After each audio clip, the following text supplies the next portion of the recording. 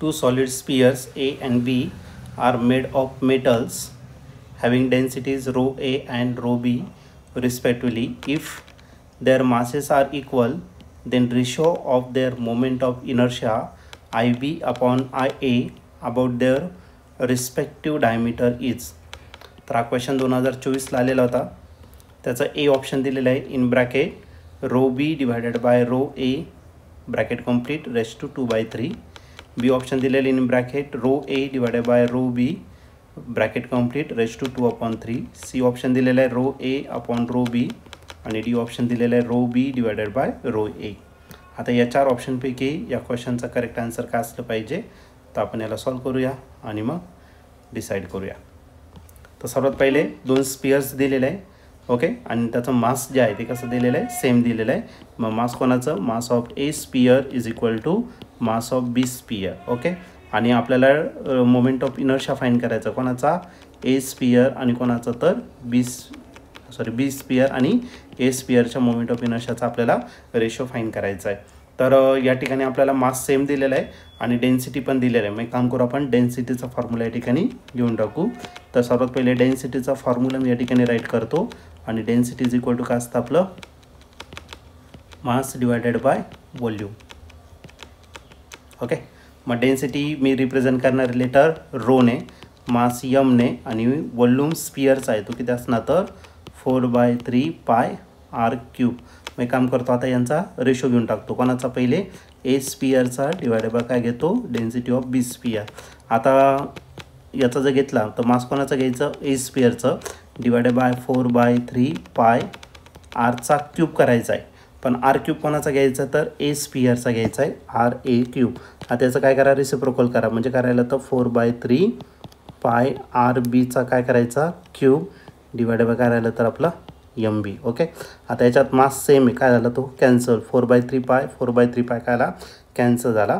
मग आपली जी डेन्सिटी आहे तर डेन्सिटी करा ना तर density of A sphere divided by density of B sphere is equal to काय भेटलं आपल्याला R B divided by R A त्याचा काय ना तर क्यूब. आता त्याचं क्यूब रूट घेऊन टाकू म्हणजे आपल्याला R B divided by R एचा रेशो भेटून जाईल. ओके, मग नेक्स्ट केसमध्ये टेकिंग क्यूब रूट.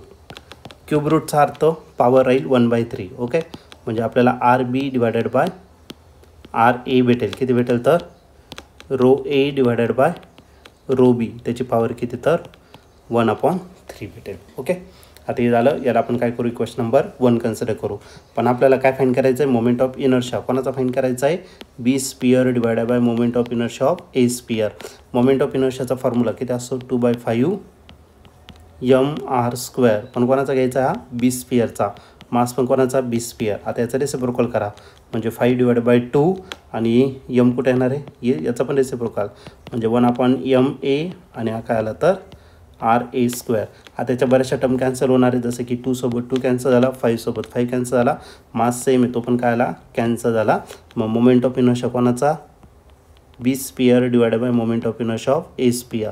याचा जर रेशो घेतला तर काय भेटेल तर आपल्याला आर बीचा स्क्वेअर डिवायडेड बाय आर एचा स्क्वेअर. ओके, मग याचा स्क्वेअर करून घेऊ आपण ब्रॅकेटचा स्क्वेअर केला. पण इक्वेशन नंबर 1मध्ये जर बघितलं R B divided by R A तुमचा rho A divided by rho B त्याची पॉवर किती 1/3. मग ही व्हॅल्यू आपण इथं पुट करू शकतो.